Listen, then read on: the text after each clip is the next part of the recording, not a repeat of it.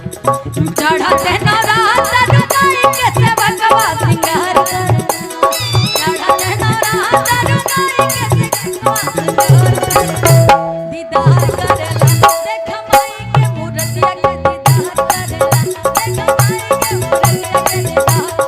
भैया आप लोग आराम से रहो भाई, आप ही के लिए हम आए हैं, जाएंगे नहीं। जब तक आप लोग रहेंगे तब तक हम यही रहेंगे। हमारे माई बहन लोग बड़ी बनी पूरा पूरा हाथ उठा के ताली बजा के। अच्छा लाइट लगा भैया, जला दीजिए धड़कन।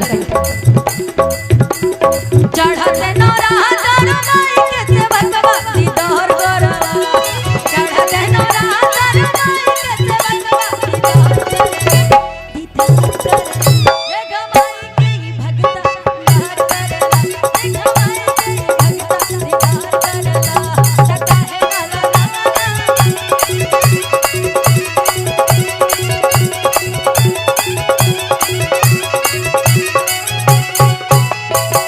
और कहा तारी ए जी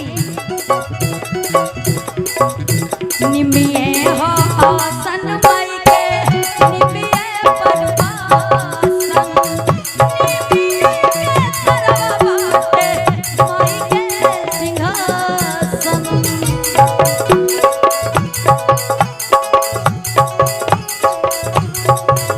कहा तारी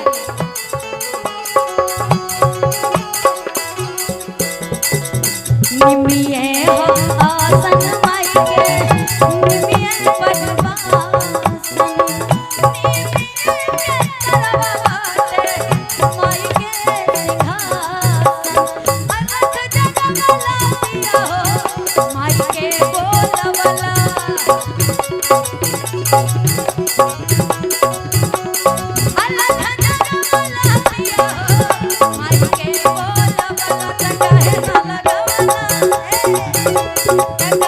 लगवाला